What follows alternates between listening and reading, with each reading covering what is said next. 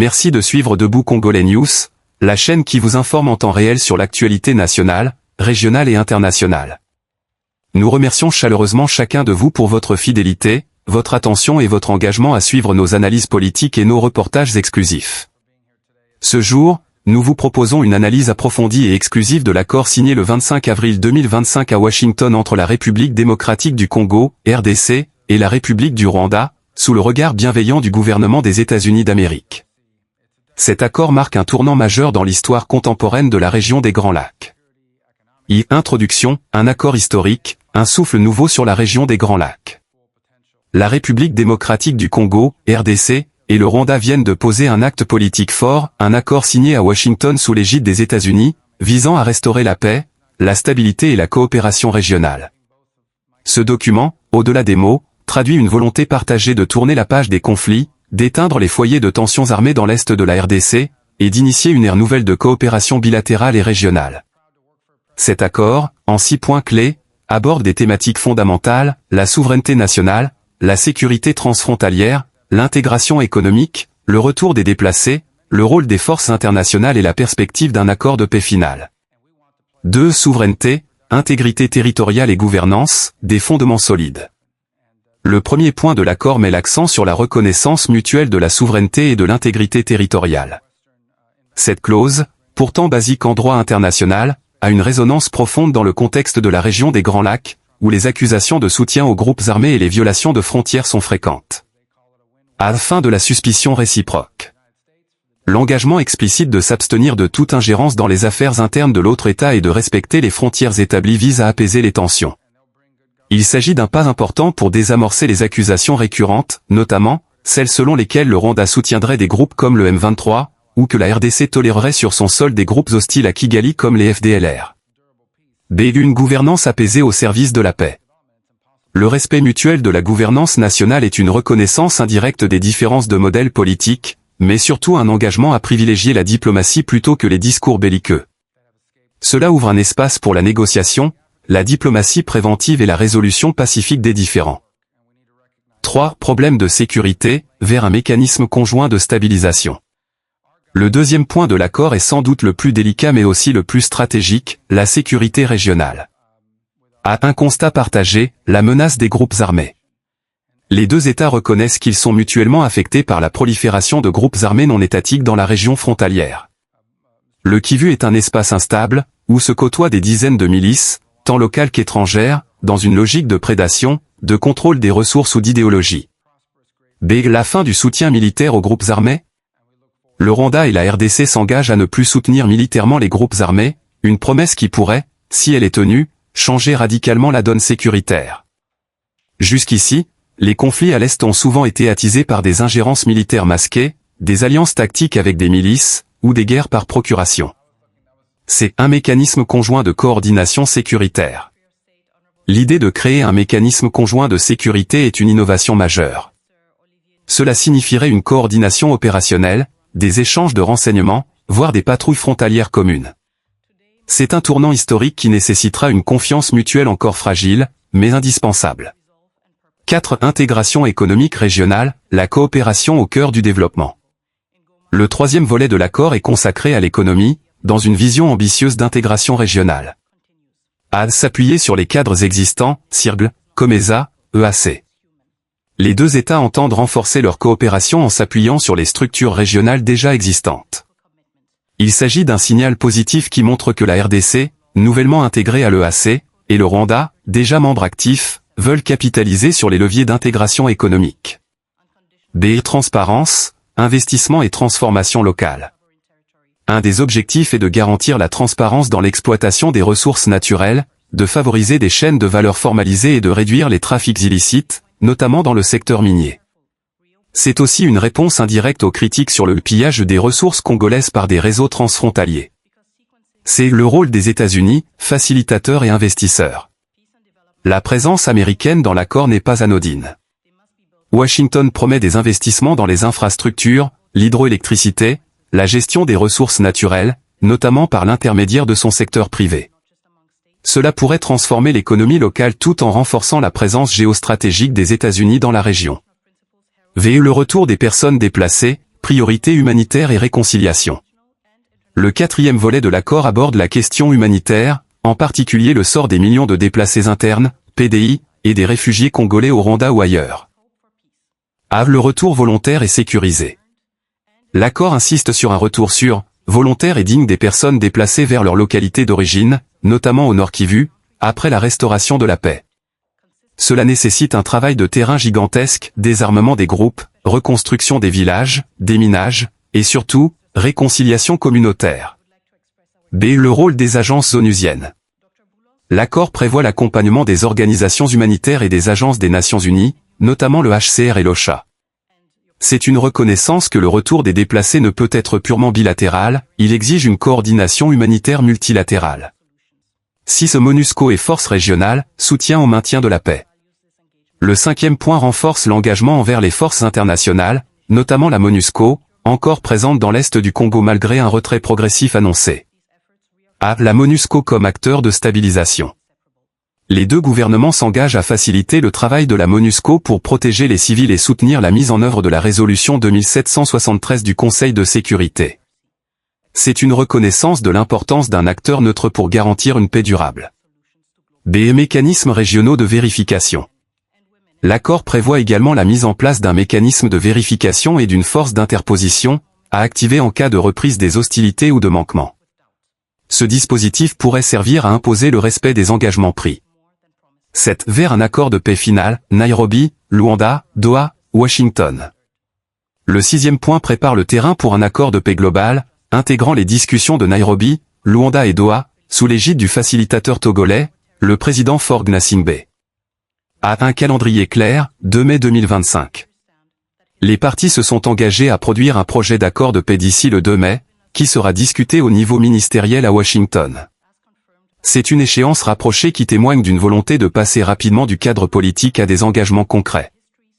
Une architecture de paix renforcée.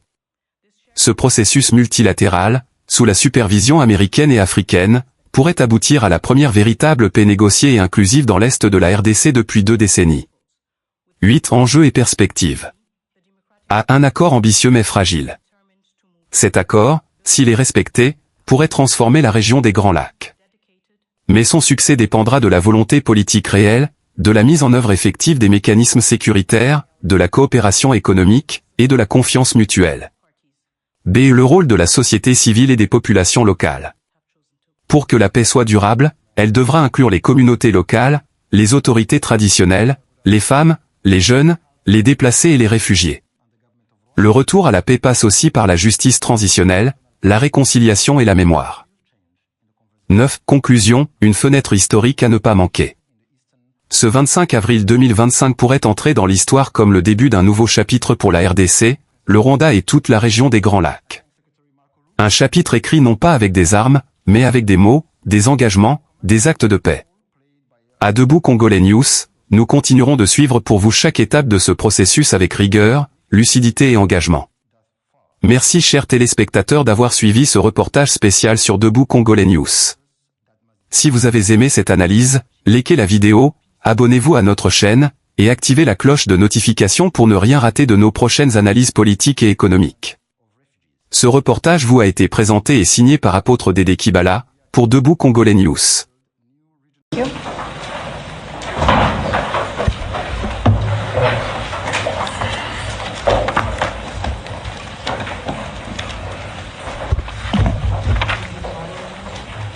Are we ready?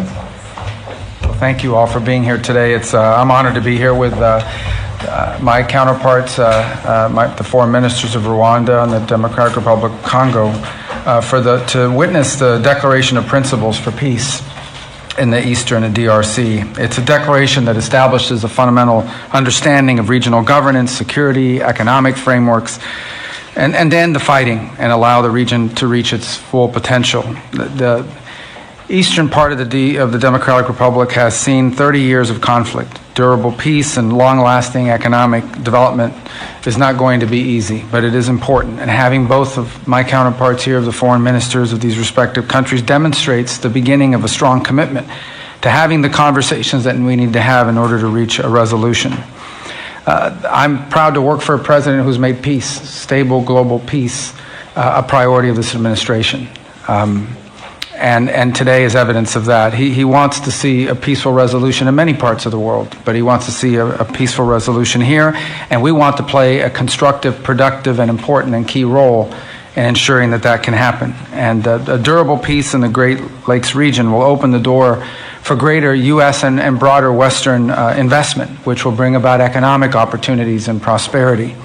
And it will also help advance President Trump's prosperity agenda for the world. It's as they call it, a win-win for everyone involved, for the United States, for the Democratic Republic of Congo, and for Rwanda. Our firms are good corporate citizens, American firms, and they'll bring good governance and ensure responsible, reliable supply chains for things like critical minerals that benefit regional governments and our partners and allies as well. This economic development, combined with durable peace, and I would say durable peace comes before economic development, it's impossible to do without the peace, it will also allow millions of displaced people to return to their homes, to safer communities, with new economic opportunities that have escaped generations. The African Union and regional economic communities in Africa have done incredible work, and we need to recognize that in bringing parties together and laying the foundation for these talks.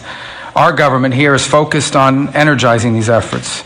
So we're going to be in close contact with our African Union partners to make sure we can bring this to fruition and to see that this better future reaches everyone. I do want to especially thank our senior advisor, Mr. Boulos, and his counterparts in the Democratic Republic of Congo and Rwanda for their vision and for their hard work. Today is a step to building a peaceful, prosperous Great Lakes region, and we look forward to working with everyone involved to achieve this goal. Thank you.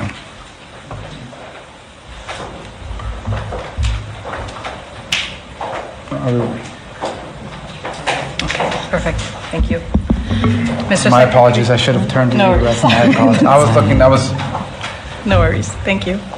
Mr. Secretary of State, Honorable Senator Marco Rubio, His Excellency Mr. Olivier Nduhungirehe, Minister of Foreign Affairs of the Republic of Rwanda, Excellencies, distinguished guests, ladies and gentlemen, today marks not an end but a beginning, a necessary step towards peace taken with resolve and purpose.